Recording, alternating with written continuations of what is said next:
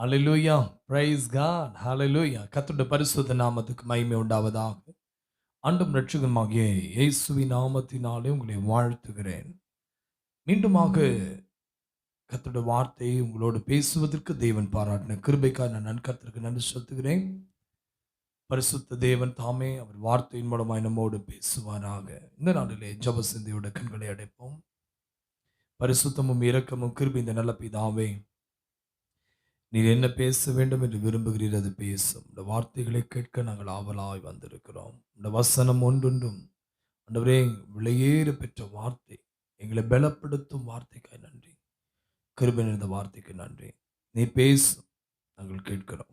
இயேசுவின் நாமத்தில் பிதாவே, ஆமென் ஆமென். அல்லேலூயா பிரைஸ் காட் ஜீசஸ். நண்புக்குரிய கர்த்தருடைய பிள்ளையே, இந்த நாளிலும் கூட செய்தியினுடைய தலைப்பு, யார் பரிசுத்த ஸ்தலத்தில் நிலைத்திருப்பான்.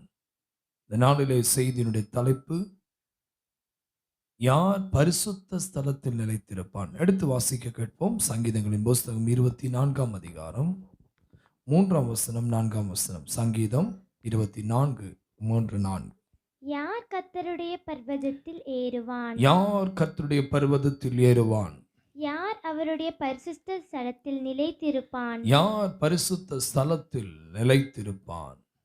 கைகளில் சுத்தமுள்ளவனும் கைகளில் சுத்தமுள்ளவனும் இருதயத்தில் மாசில்லாதவனுமாயிருந்து இருதயத்தில் மாசில்லாதவனுமாயிருந்து தன் ஆத்துமாவை தன் ஆத்துமாவை மாயைக்கு ஒப்புக்கொடாமலும் மாயைக்கு ஒப்புக்கொடாமலும் கபடாய் ஆணையிடாமலும் கபடாய் ஆணையிடாமலும் இருக்கிறவனே.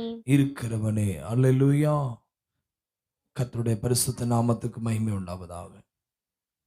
ரொம்ப முக்கியமான ஒரு செய்தி பாருங்களேன். பரிசுத்த ஸ்தலத்தில் யார் நிலைத்திருப்பான்? இந்த பரிசுத்த ஸ்தலம், இந்த நாளிலே நாம் தேவனை ஆராதிப்பது, தேவன் விரும்புகிறது, நம்மிடத்தில் எதிர்பார்ப்பது என்ன தெரியுங்களா? பரிசுத்த ஸ்தலம், கர்த்தருடைய பர்வதம். இந்த பர்வதமாகிய அந்த பர்வதத்திற்கு நேராக, ஆகையினால்தான் ஆண்டவர் சொல்லுகிறார், யார் கர்த்தருடைய பர்வதத்தில் ஏறுவான். சங்கீதக்காரனாகிய தாவீது சொல்லும்போது பர்வதத்திற்கு ஏற வேண்டும். இந்த பர்வதம் எப்படிப்பட்டதா இருக்கணும்? தேவனுடைய பரிசுத்த பர்வதம் எப்படிப்பட்டதா இருக்கிறது? இந்த நாளிலே யார் அந்த பரிசுத்த பர்வதத்துக்கு நேராக ஏறுவான்? யார் அந்த பரிசுத்த ஸ்தலத்தில் தங்குவான்? தேவன் விரும்புவது நம்மிடத்துல பரிசுத்தம். தேவன் ஒருவர் உண்டு என்றால் அவர் பரிசுத்தராகவே இருக்கிறார். நான் பரிசுத்தராய் இருக்கிறது போல நீங்களும் பரிசுத்தராய் இருங்கள். அதைத்தான் தேவன் விரும்புகிறார். நம்மிடத்தில் விரும்புவது என்ன? பரிசுத்தம்.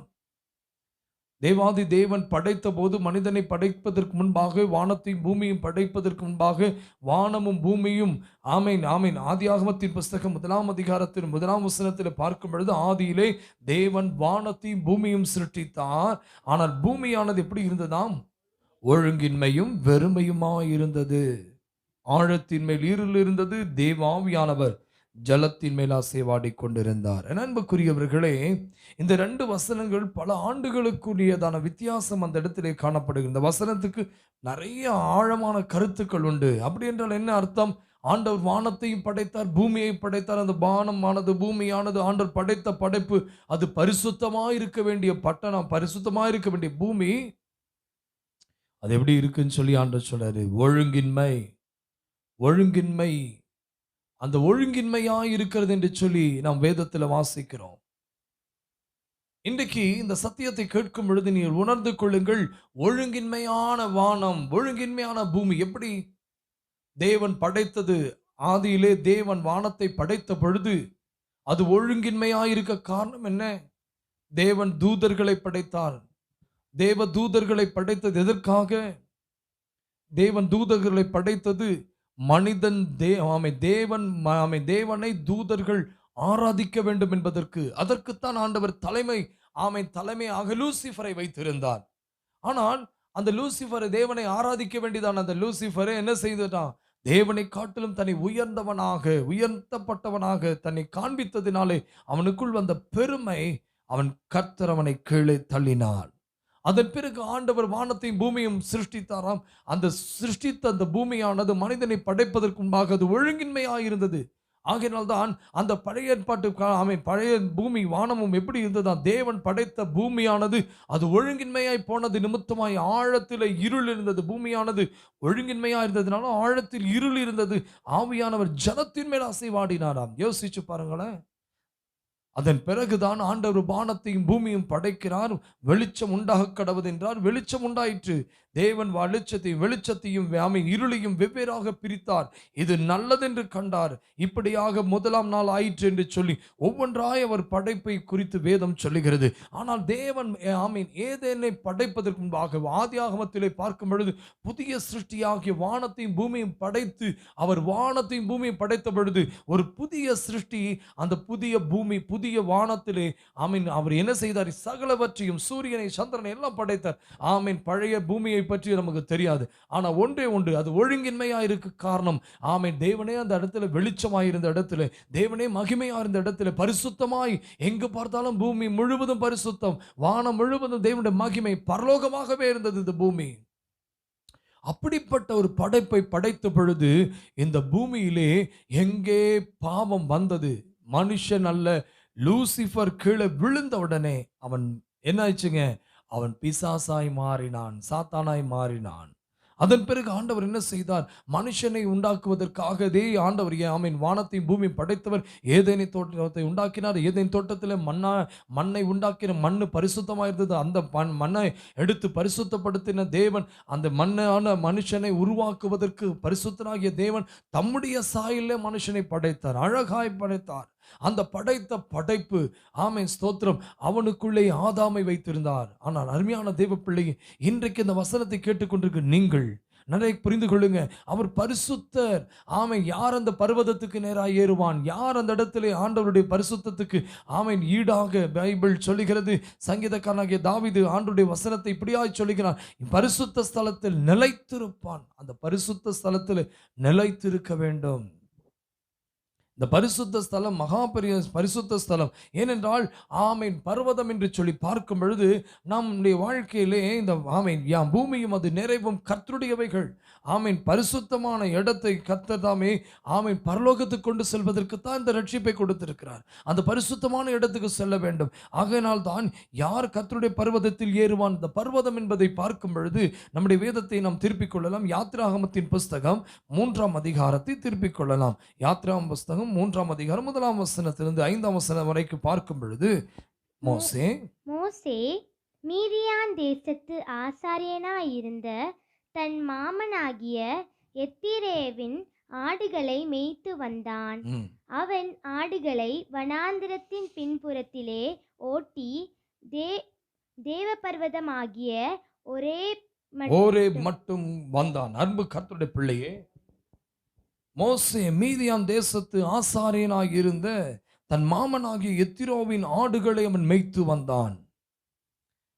அருமையான தேவ பிள்ளை, நன்றாய் புரிந்து கொள்ள வேண்டும். ஆசாரியனாயிருந்த மோசேனுடைய மாமா இந்த 40 வருடங்களாக அவன் ஸ்தோத்திரம் எகிப்திலே அவன் அடிமைத்தனத்தில் இருந்த இஸ்ரவேல் ஜனங்களுடைய அடிமைத்தனத்தை கண்ட பொழுது அவனால் பொறுத்து கொள்ள முடியவில்லை. மோசேயை குறித்து பார்க்கும் பொழுது அவன் லேவியின் குடும்பத்தாரில் ஒருவனைத்தான் லேவியினுடைய வம்சத்திலிருந்து அந்த மோசே கடந்து வருகிறான். இப்படிப்பட்ட ஒரு வாழ்க்கை வாழ்ந்து கொண்டிருந்த பொழுது தன்னுடைய சகோதரர்கள் பெரியவனான போது அவன் மோசே இஸ்ரவேல் ஜனங்கள் படுகிற பாடுகள் 2ஆம் அதிகாரத்தை பாருங்க. ஸ்தோத்திரம் யாத்திராகமத்தின் புஸ்தகம் பாருங்களேன். 2ஆம் அதிகாரம் 11ஆம் வசனத்தை பார்க்கும் பொழுது, மோசே பெரியவனான காலத்தில் அவன் தன் சகோதரிடத்தில் போய் அவர்கள் சுமை சுமக்கிறதை பார்த்து தன் சகோதராகிய எபிரேயரில் ஒருவனை ஒரு எகிப்தியன் அடிக்கிறதை கண்டு அங்கிங்கும் பார்த்து அவங்க ஒருவரும் இல்லை என்று அறிந்து எகிப்தியனை வெட்டி அவனை மணலிலே புதைத்து விட்டான். அதனுடைய காரணம் என்ன தெரியுங்களா? அவனுக்கு அந்த அளவுக்கு அவனுக்கு வெறி. அந்த வெறி வருவதற்குரிய காரணம் என்ன? இதே 2ஆம் அதிகாரம் 9ஆம் வசனத்தில் பாருங்களேன். யாத்திராகமத்தின் புஸ்தகம் 2:9, பார்வோனுடைய குமாரத்தி அவளை நோக்கி, நீ இந்த பிள்ளையை எடுத்து கொண்டு போய் அதை எனக்கென்று வளர்த்திட்டு நான் உனக்கு சம்பளம் கொடுக்கிறேன் என்றால், அந்த ஸ்திரீ பிள்ளையை எடுத்துக்கொண்டு போய் அதை வளர்த்தாள். பிள்ளை பெரிதான போது அவள் அதை பார்வோனுடைய குமாரத்தினிடத்திலே கொண்டு போய் விட்டாள். அவளுக்கு அவன் குமாரனான அவனை ஜலத்திலிருந்து எடுத்தேன் என்று சொல்லி அவனுக்கு மோசே என்று பெயரிட்டான். அருமையான தெய்வ பிள்ளையே, அந்த தாய் எப்படி வளர்த்தினாள்? அந்த தாய் வளர்த்தினது எபிரேயன் தேவன் யார் என்பதை காண்பித்து வளர்த்தினான். ஆனால் அவன் வளர்ந்தது, அவன் இருந்த இடம் எப்படிப்பட்ட இடங்க? முழுவதும் விக்கிரகங்களால் நிறையப்பட்ட இடம். முழுவதுமாய் ஆமீன் ஸ்தோத்திரம், பிரமிடுகளும் நிறைய விக்கிரகங்களால் நிறையப்பட்ட ஆமீன் பாம்பும் இன்னுமாக தேளு இந்த மாதிரி பலவிதமான தவளை இந்த மாதிரி பல தெய்வங்களை வணங்கி கொண்டிருந்த எகிப்து நடுவிலே எபிரேய தேவன் எப்படிப்பட்டவர் என்பதை குறித்து அவனுடைய எபிரேய தாயாகிய ஆமீன் மோசேயினுடைய தாய் அந்த எபிரேய தேவன் அவர் பரிசுத்தம் உள்ளவர் என்பதை குறித்து அவர் வெளிப்படுத்தி அந்த தேவனுடைய பரிசுத்தத்தை காண்பித்து அந்த தேவனுடைய ஆமென் ஸ்தோத்திரம் வசனத்தை கற்றுக் கொடுத்து கொண்டிருந்தால் அந்த தாய் அவள் இதை கற்றுக் கொடுத்திருப்பாள். நாம் ஆபிரகாமுக்கு கர்த்தர் கொடுத்த வாக்குத்தத்தம், ஆபிரகாமுக்கு கர்த்தர் கொடுத்த வார்த்தைகளை, ஆமீன் ஆபிரகாமிடத்தில் கர்த்தர் சொன்ன வசனத்தை, அந்த இடத்துல தேவனுடைய வார்த்தையை எபிரேய தேவனை குறித்து மோசேயினிடத்தில் அந்த தாய் சொல்லி கொடுத்திருப்பாள். எப்படி சொல்லி கொடுத்திருப்பார்? ஒரு நாள் நம்முடைய தேசம், சொந்த தேசம் கானான் ஒன்று இருக்கிறது. இப்படியே யோசேப்பின் வழியாக நாம் எகிப்துக்கு வர வேண்டியதாய் போனது. யாக்கோபு இந்த மாதிரி ஆமீன் இஸ்ரவேலை மாற்றி கர்த்தர் மாற்றினது நிமித்தமாய் யாக்கோபை கொண்டு இந்த இஸ்ரவேலை கர்த்தர் ஆசீர்வதித்தார். இப்படியாக ஒவ்வொன்றாய் சொல்லி கொடுத்திருப்பாள். நிச்சயமாகவே மோசேவுக்கு இந்த காரியங்கள் எல்லாம் கற்றுக் கொடுத்த பொழுதும் பைபிள் சொல்கிறது, மோசே அந்த தேசத்தினுடைய சகல கலைகளையும் அவன் கற்று வந்தவன். பார்வோனுடைய வீட்டிலே அவன் மோசே எல்லாவற்றையும் அறிந்து கொண்டவன். ஆனாலும் அங்கே எகிப்தியன் ஆமீன் ஸ்தோத்திரம் இஸ்ரவேல் ஜனங்களை ஆமீன் சுமை சுமக்க வைத்து கொடுமைப்படுத்தி அடிமைப்படுத்தும் பொழுது அவனால் பொறுத்து கொள்ள முடியவில்லை. எப்படியாகிலும் விடுதலையாக்க வேண்டும், எப்படியாகிலும் ரட்சிக்க வேண்டும் என்பதற்காக மோசே என்ன செய்கிறான்? அந்த ஆமீன் எகிப்தியனை கொலை செய்கிறான். அந்த அளவுக்கு அவனுக்கு கோபம்.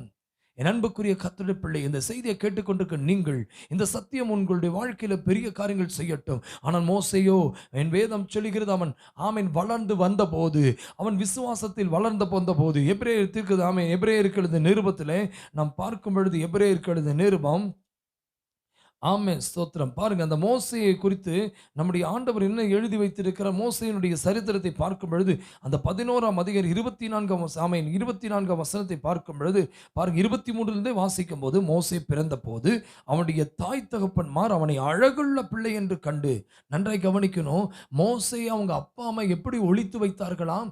அழகுள்ள பிள்ளை என்று சொல்லிதான் கண்டு ஒளித்து வைத்தார்களாம். ஆனால் தேவன் அவனை தெரிந்து கொண்டார் என்பது அவங்களுக்கு தெரியல.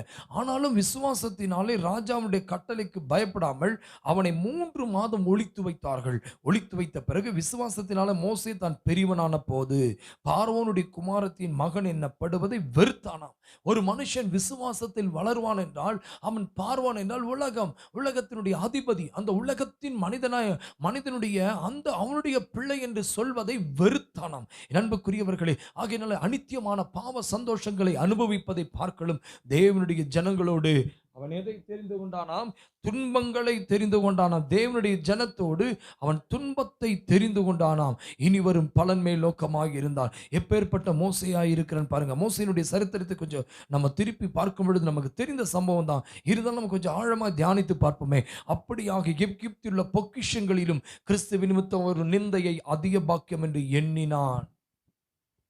கிறிஸ்துவின் நிமித்தமாய் வருகிற பாக்கியம், அனித்தியமான பாவ சந்தோஷங்களை அவன் அனுபவிக்க விரும்பவில்லை. ஆகையினால் தான் எகிப்தை விட்டு அவன் புறப்பட வேண்டிய ஒரு சூழ்நிலை வந்தது. அவனுடைய மாமா வீட்டுக்கு கடந்து செல்ல வேண்டி வந்தது. ஆமீன் பார்வோனுடைய கண்களை விட்டு அவன் தப்பித்து அவன் ஓடுகிறான். தகப்பனுடைய ஆமீன் மாமாவுடைய வீட்டுக்கு அவன் செல்லுகிறான்.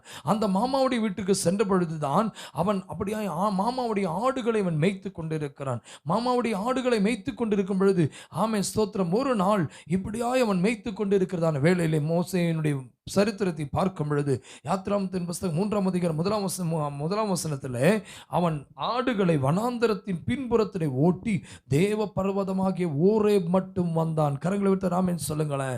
எந்த மனுஷனுக்குள்ளே பர்வதம், அந்த தேவ பர்வதத்திற்கு நேராக அவன் நடத்தி கொண்டு செல்ல முடியும்? ஒரு மனுஷன் விசுவாசத்தில் அவன் பெரியவனாய் இருக்கும் பொழுது அவன் தேவனுடைய பர்வத நோக்கி அவன் கடந்து செல்ல முடியும். இந்த பர்வதத்தை குறித்து பார்க்கும் பொழுது நாம் வேதத்தில் நாம் சங்கீதக்காரனாகிய தாவீது 24ஆம் சங்கீதம் அந்த 3ஆம் வசனத்தை சொல்லும் பொழுது, யார் கர்த்தருடைய பர்வதத்தில் ஏறுவான், யார் அந்த அவருடைய பரிசுத்த ஸ்தலத்தில் நிலைத்திருப்பான். இன்றைக்கு நான் ஒன்றை சொல்லித் தருகிறேன். யார் அந்த இடத்துல செல்ல முடியும் என்று தெரியுங்களா? கைகளில் மாசு இல்லாதவன், கைகளில் ஆமீன் சுத்தமில்லாதவன், இருதயத்திலே மாசு இல்லாதவன். ஆமென். கைகளிலே சுத்தமாய் இருக்கிறவன் தான், ஆமீன், இருதயத்திலே மாசு இல்லாதவன் தான் கர்த்தருடைய பர்வதத்துக்கு நேராய் சொல்ல முடியும். இந்த எத்திரோ அவனுடைய ஆடுகளை அவன் மேய்த்துக் கொண்டிருந்த பொழுது ஒரு நாள் இப்படியாய் அவன் ஆமீன் ஆடுகளை அவன் பின்புறமாய் நடத்தி கொண்டு செல்லும்போது, ஆடுகளை வனாந்தரத்தின் பின்புறத்திலே அவன் ஓட்டி சென்ற பொழுது தேவ பர்வதமாகிய ஓரேப் மட்டும் வந்தான். என் அன்பு கர்த்தருடைய பிள்ளைகளே, இந்த செய்தியை கேட்கும் பொழுது இன்றைக்கு உங்களுடைய பிள்ளைகள் ஆமீன் ஆடுகளை போன்ற உங்கள் பிள்ளைகளை, உங்களுடைய கணவனை, உங்களுடைய மனைவியை, உங்கள் குடும்பத்தை எதற்கு நேராய் நீங்க ஓட்டி செல்லுகிறீர்கள்? அவன் மாமாவுடைய ஆடுகளை அவன் மேய்க்கிறவனாய் இருந்த பொழுதும் கூட அவன் தேவ பர்வதமாகிய ஓரேபுக்கு அவன் கடந்து சென்றான். தேவன் இருக்கும் இடத்திற்கு அவன் அழைத்து சென்று வருகிறான். என் அன்புக்குரிய கர்த்தருடைய பிள்ளையே, இன்றைக்கு ஆடுகளை மேய்த்து கொண்டிருந்த ஆமீன் மோசே 40 ஆண்டுகள் அவன் அரண்மனை வாழ்க்கை வாழ்ந்து கொண்டிருந்தவன். இப்பொழுது 40 ஆண்டுகள் அவன் மாமாவுடைய வீட்டிலே அவன் ஆடுகளை மேய்க்கிறவனாக சாதாரணமாக வெளிப்படுத்தப்பட்டான். ஆனாலும் கர்த்தர் அவனை விடவில்லை. கர்த்தர் அவனை கொண்டு ஆமென் இஸ்ரவேல் ஜனங்களை விடுதலையாக்க வேண்டும் என்று விரும்பினான். மோசே எப்படி ஆகிலும் இந்த இஸ்ரவேல் ஜனங்கள் காக்கப்பட வேண்டும் என்பதற்காக ஆமென் எகிப்தியர் யாரெல்லாம் இந்த ஆமென் அடிமைத்தனம் படுத்தினார்களோ, யாரெல்லாம் சுமை சுமைக்க வைத்து இஸ்ரவேல் ஜனங்களை கொடுமைப்படுத்தினார்களோ அவர்களை அழிக்க நேரிட்டது. அவன் கொலைகாரனாய் இருந்தான். அவன் கொலை செய்யக்கூடியவனாய், கோபம் அவனால் தாங்க முடியவில்லை. ஒரு வைராக்கியம், எப்படி ஆகிலும் ஜனத்தை காக்க வேண்டும் என்ற இருதயம் அவனுக்குள் இருந்தது. ஆனால் விசுவாசத்திலே வளர்ந்த போது அவன் எகிப்தினுடைய பொக்கிஷத்தை விரும்பவில்லை. எகிப்தினுடைய பார்வோனுடைய சொத்துக்களை அவன் விரும்பவில்லை. ஒருவேளை அவன் அங்கு இருந்திருந்தால் என்றால் அவன் மீண்டும் அந்த இடத்துல ராஜாவாய் மாறி இருக்கலாம். பார்வோனுக்கு அடுத்தபடியாய் இவன் தான் அந்த இடத்துல ஆளுகை செய்ய வேண்டும். இவன் தான் அந்த மோசே தான் அந்த இடத்துல இஸ்ரவேல் ஜனங்களை அடிமையாய் நடத்தி இருக்க வேண்டும்.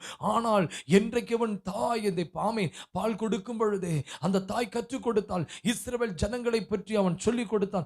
ஆமென். நாம் இந்த பூமிக்குரியவர் அல்ல, நம்முடைய சொந்த தேசம் கானான் என்று கற்றுக் கொடுத்தது நிமித்தமாய், இந்த இருதயத்தில் அவன் கற்றுக்கொண்டது நிமித்தமாய் அவன் ஆசாரியனாகிய மோசே ஆசாரியனாய் இருந்த மாமாவுடைய வீட்டுக்கு செல்லுகிறான். அங்கு சென்ற பொழுதும் கூட 40 ஆண்டுகள் அவன் மௌனமாய் இருக்கிறான். தேவன் அவனை குறித்ததான நோக்கம் என்ன? 40 ஆண்டுகள் அரண்மனையில் வாழ்ந்தவனுடைய வாழ்க்கையில அவன் 40 ஆண்டுகள் ஆடுகளுக்கு பின்பாக செல்லுகிறான். என் அன்புக்குரிய கர்த்தருடைய பிள்ளையே, 80 ஆண்டுகள் கடந்து போனது நிமித்தமாய் அவன் அதை சோர்ந்து போகவில்லை.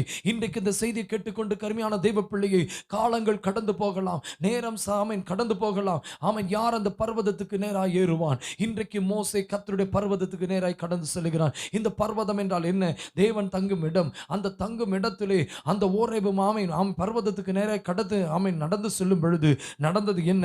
அங்கே கர்த்தருடைய தூதன் அவனவர் முட்செடி நடுவிலிருந்து உண்டான அக்கினி ஜுவாலையில் நின்று அவனுக்கு தரிசனமானார். இவ்வளவு நாட்கள் கண்ட முட்செடி தான் அந்த வழியாய் ஆடுகளை பலமுறை மொய்த்து கொண்டு இருக்கலாம். ஒருவேளை இந்த வழியாய் கண்டது சென்று இருக்கலாம். என் அன்புக்குரியவர்களே, இன்றைக்கு இந்த முட்செடி எப்படிப்பட்டதாய் காணப்படுகிறது? அந்த முட்செடி எப்படிப்பட்டதாய் காணப்படுகிறது? உங்கள் வாழ்க்கையில பாடுகள் இருக்கலாம், உங்கள் வாழ்க்கையில சோர்வுகள் வரலாம், உங்கள் வாழ்க்கையில சோதனைகள் வரலாம், பணத்து நிமித்தமாய், பொருளாதாரத்து நிமித்தமாய் நெருக்கங்கள் வரலாம். ஹல்லேலூயா. ரக்கா நபா ஷக்க ரதுனபா நபா. ஆமென். எவ்வளவு சோதனைகள் வந்தாலும், எவ்வளவு வேதனைகள் வந்தாலும், அந்த வேதனை நடுவிலே கர்த்தர் இருப்பதை கர்த்தர் இந்த நாளிலே வெளிச்சமாய், அவர் அக்கினியாய் அவர் வெளிப்படுவார். ஹல்லேலூயா. ஹல்லேலூயா. வெளிச்சமாய் வெளிப்படுவார். ஆமென். ஸ்தோத்திரம். இயேசுவின் நாமத்தினால ஆமென். அக்கினியாய் வெளிப்படுவாருங்க. அவர் பிரத்யட்சமா நிற்பாருங்க. அந்த முட்செடி நடுவே தோன்றின தேவன், இவ்வளவு நாட்கள் காண்டிராத ஒரு தேவனுடைய சப்தம். அந்த இடத்துல அவன் நினைத்தான், இவ்வளவு நாட்கள் அந்த முட்களின் நடுவிலே அவன் கடந்து சென்ற வழிதான், அவன் போன பாதையிலே ஒருவேளை இந்த முட்கள் இருந்திருக்கலாம். ஆனால் அந்த முட்செடி நடுவே தோன்றினதை போல இன்றைக்கு நெருக்கங்கள் மத்தியிலே கிறிஸ்துவின் நிமித்தமாய் வருகிற பாடுகள், கிறிஸ்துவின் நிமித்தமாய் வருகிற நிந்தைகள், ஒருவேளை போராட்டம் உங்களை அழுத்தம் கொடுத்திருக்கலாம். அது நடுவே அக்கினியை தோன்ற வைத்த தேவன் இன்றைக்கு உங்கள் நடுவே அந்த அக்கினியாய் இறங்கி வந்திருக்கிறார். சபை நடுவே அவர் அக்கினியாய் நிற்கிறார். இன்றைக்கு சாத்ராக் மேஷாக் ஆபேத்நேகோவுடைய வாழ்க்கையிலே அக்கினியாய் ஆமென் 7 மடங்கு அக்கினியை போட்டு விட்ட போதும் கூட சோதோம் குமார் ஆமென் ஸ்தோத்திரம் அந்த ஆமென் ஸ்தோத்திரம் ஆமென் தானியேல் ஆமென் சாத்ராக் மேஷாக் ஆபேத்நேகோவை ஆமென் அக்கினி ஜுவாலையில போட்ட பொழுதும் கூட 7 மடங்கு அவனை தீ ஜுவாலையில் அவனை போட்ட பொழுதும் கூட ஆராதிக்கிற தேவன் தப்புவித்தாலும் தப்புவியாமல் போனாலும் இந்த பொற்சிலையை வணங்க மாட்டேன் என்று சொல்லி அவன் வைராக்கியமாய் நின்ற பொழுது அவனை கட்டுகளால் கயிறுகளால் கட்டி ஆமென் கொண்டு சென்றவர்கள் பொசுங்கி விட்டார்கள், கொண்டு சென்றவர்கள் பஸ்மமாகி விட்டார்கள். நான் ஒன்று சொல்லுகிறேன், கொண்டு சென்றவர்கள் மரித்து இருக்கலாம். ஆமென். அதை பார்த்து கொண்டிருந்தவர்களுக்கு அது நெருப்பை போன்று தோன்றி இருக்கலாம். ஆனால் விழுந்த சாத்ராக், மேஷாக், ஆபேத் நேகோவுக்கோ அது நெருப்பாய் தோன்றவில்லை. அது ஒரு பஞ்சுமெத்தையாய் இருந்தது. அந்த இடத்திலே அவர்கள் விழுந்த இடத்திலே அந்த அக்கினி நெருப்பு நடுவே ஒரு குளிர்ந்த காற்று வந்தது. அந்த அக்கினி நடுவே 3 பேராய் போட்ட இடத்திலே 4வதாக என் தேவன் அந்த இடத்துல கடந்து சென்றது போல நெருக்கத்தின் மத்தியிலே ஆடுகளை ஒருவேளை அவன் எப்படியாய் முட்செடி நடுவே அவன் முட்செடியை அருகாமே அவன் கொண்டு செல்லும்போது அந்த பர்வதம், ஒரே பர்வதம், அது கர்த்தருடைய பர்வதம். அந்த கர்த்தருடைய பர்வதத்துக்கு நேராய் அந்த ஆடுகளை கொண்டு செல்லும் போது அந்த முட்செடி நடுவே தோன்றியது போல உங்கள் பாடுகள் மத்தியில் ஒரு கர்த்தருடைய ஆவியானவர் இருக்கிறதை நீங்கள் ஒருவேளை உலகத்தின் பார்வைக்கு அது ஒருவேளை முட்களாய் இருக்கலாம், உலகத்தின் பார்வைக்கு அது நெருப்பாய் இருக்கலாம். அதன் நடுவே ஒரு தேவனுடைய அக்கினி காணப்படுகிறது. அதன் நடுவே தேவன் உங்களோடு கூட இருக்கிறதை காண்பீர்கள். இன்றைக்கு அருமையான கர்த்தருடைய பிள்ளையே, ஹல்லேலூயா, அந்த பர்வதம் எப்படிப்பட்டதா இருக்கிறது? ஆபிரகாமுடைய வாழ்க்கையிலும் கூட இப்படிதான் நடந்தது. ஆபிரகாம் தன்னுடைய ஈசாக்கை அவன் கொண்டு செல்லும் பொழுது எவ்வளவு வேதனை இருந்திருக்கு யோசிச்சு பாருங்களேன். ஆபிரகாம் தன்னுடைய வாழ்க்கையிலே ஈசாக்கை அவன் 100 வயதில் அவன் தன் பிள்ளையை பெற்றெடுத்த பிள்ளையை இன்றைக்கு கொலை செய்கிற தேவன், அவன் கொலை செய்கிற தேவனா? ஆண்டவர் வெட்டி போட சொன்னாரா? அழித்து போட சொன்னாரா? எவ்வளவாய் தேவனை நேசிக்கிறான், எவ்வளவாய் தேவன் மேல் அன்பாய் இருக்கிறான் என்பதை பார்ப்பதற்காக ஒரு சோதனைக்காக அவன் மோரியா மலைக்கு ஆண்டவர் வர சொன்னார் மோசேயை, ஆமென், ஆபிரகாமை. அப்படியே அந்த பிள்ளை அழைத்து வரும் பொழுது, அந்த பிள்ளை அழைத்து வரும் பொழுது அவன் இருதயத்தில் அவன் அன்பை சுமந்து கொண்டிருப்பான். அந்த பிள்ளை மேல வைத்திருக்கிற பாசம், அந்த பிள்ளை மேல வைத்திருக்கிற அன்பு, அந்த பிள்ளை மேல வைத்திருக்கிற உறவு, இத்தனை வருடங்களாய், இத்தனை ஆண்டுகளாய் என் பிள்ளையை நான் நேசித்தேன் என்று சொல்லி அந்த பிள்ளை மேலே ஒரு நாளும் கசந்து கொள்ளவில்லை. அவர் சுமந்து கொண்டு அவர் வேதனையோடு அந்த இடத்தில் அவர் எழும்பி செல்லுகிறார். ஆமென். இல்லை, அவர் துக்கத்தோடு அவர் செல்லவில்லை. அவர் சந்தோஷ முகத்தோடு அந்த சிலுவை, ஆமென், அந்த மோரியாவு மலைக்கு மேலே கடந்து செல்கிறார். எப்படியாக அந்த பிள்ளையை காக்க வேண்டும் என்று அல்ல, அவருக்கு தெரியும், ஆபிரகாமுக்கு தெரியும், ஆமென், கர்த்தர் சொன்ன வார்த்தையை கீழ்ப்படிய வேண்டும் என்று சொல்லி இந்த செய்தி கேட்டு கொண்டு கருமையான கர்த்தருடைய பிள்ளையே, ஆண்டவருடைய வசனத்தை நம்பி அவன் கடந்து சென்றான். அந்த மலை மேலே, மோரியான் மலை மேலே கடந்து ஏறி செல்லுகிறான். இன்றைக்கும் கூட மோசேனுடைய வாழ்க்கையில் அப்படித்தான் நடந்தது. அந்த ஆடுகளை எப்பொழுது மேய்த்து கொண்டிருந்தவன், அவனுக்கு தெரியாத தேவ சித்தம் என்ன என்பது, அவனுக்கு தெரியாத தேவனுடைய திட்டம் என்ன என்பது, ஒரு நாள் அந்த வெளிச்சம், ஆமென், ஒரு அக்கினி தோன்றினது. அந்த பரீட்சிக்க, ஆமென், அக்கினி அந்த இடத்துல பரிசுத்த தேவனுடைய அக்கினி அந்த இடத்துல தோன்றின உடனே அவன் பயந்து போய்விட்டான். இவ்வளவு நாள் இந்த வழியாக தான் கடந்து சென்றோம், இந்த நாள் இந்த அக்கினியை பார்த்த உடனே ஆச்சரியத்தோடு பார்க்கிறான். இந்த செய்தி கேட்டுக்கொண்டு கருமையான தெய்வ பிள்ளையே, நீங்கள் பல பாடுகள் நடுவே, பல விதமான வேதனைகள் நடுவே, பல விதமான துக்கத்தின் நடுவே, பொருளாதாரத்தின் மூலமாய், குடும்பத்தின் மூலமாய், சொந்தங்கள் மூலமாய், பல விதமான முட்கள் நடுவே நீங்கள் வாழ்ந்து கொண்டிருக்கலாம். அந்த முட்களின் நடுவே எப்படியாய் ஒரு அக்கினி, ஆமீன், ஜுவாலையாக தேவன் தோன்றினாரோ, இன்றைக்கு கர்த்தர் உங்கள் நடுவே தோன்றுகிறார். அல்லேலூயா. நீங்கள் உங்கள் பிள்ளைகளை கர்த்தருடைய பர்வதத்துக்கு நேராய் நடத்தி செல்லுங்கள். நீங்கள் பர்வதத்துக்கு நேராய் நடத்தி செல்லுங்கள். ஆமை, பர்வதத்துக்கு நேராய் ஏறுவான். யார் அந்த கர்த்தருடைய பர்வதத்துக்கு நேராய் ஏறுவான்? இன்றைக்கு சொல்லுங்க. ஆமென், ஹல்லேலூயா. இன்றைக்கு ஹல்லேலூயா, மோசே கர்த்தர் ஓரே பர்வதத்துக்கு நேராய் நடத்தி கொண்டதினால தான், அந்த பர்வதத்தில் அந்த அக்கினியை கண்டது நிமித்தமாய் தான் அவனுக்குள் ஒரு வாஞ்சை இருந்தது. ஆடுகளுக்கு பின்பாக மாமாவுடைய ஆடுகளை இவ்வளவு பத்திரமாய் ஆமென் அவன் பாதுகாப்பான் என்றால், என்னுடைய ஆடுகளாகிய இஸ்ரவேலரையும் என் ஆடுகளை அவன் சுமந்து கொள்வான், என் ஆடுகளை அவன் காத்து விடுவான் சொல்லி ஆண்டவருக்கு இந்த மோசையை குறித்து ஒரு நம்பிக்கை வந்தது. அன்புக்குரிய கர்த்தருடைய பிள்ளையே, எப்படியே ஓரே பர்வதத்துக்கு நேராய் அவன் நடத்தி கொண்டு போன போது அவனுக்குள் ஒரு தேவ மகிமையை கண்டானோ, என் வேதம் சொல்லுகிறது, அவன் அதை உற்று பார்த்தபோது முட்செடி என்னாச்சுங்களா, அக்னியால் ஜாலித்து எரிந்தும் அது வெந்து போகாமல் இருந்தது.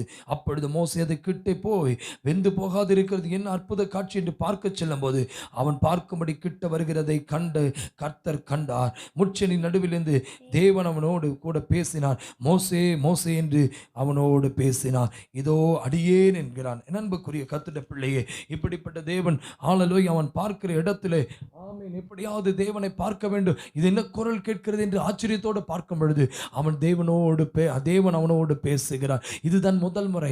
40 80 ஆண்டுகள் கழித்து தேவனுடைய குரலை கேட்பதற்கு அவன் காத்திருந்தான். இவன் ஒரே பர்வதத்தில் அவனுடைய தேவனுடைய குரலை கேட்டது நிமித்தமாக இன்றைக்கு நான் சொல்லட்டுமா, இதே மனுஷனை கொண்டு, இதே மோசையை கொண்டு இஸ்ரவேல் ஜனங்களை வழிநடத்தி சென்ற பொழுது ஆண்டவர் சீனாய் மலையிலே அவனோடு பேச விரும்பினார். அந்த சீனாய் மலையில் அவனோடு பேச விரும்பினார். 40 நாட்கள் இரவு பகல் என்று பாராமல் அந்த இடத்துல பலவிதமான சர்ப்பங்கள் வந்திருக்கலாம், ஒருவேளை மிருக ஜீவன்கள் வந்திருக்கலாம். ஆனால் மோசே அந்த மலைக்கு மேலே அந்த பர்வதத்துக்கு மேலாய் நிற்கும் பொழுது அவனுடைய ஆசையெல்லாம் வாஞ்சியெல்லாம் என்னவா இருந்து தெரியுங்களா?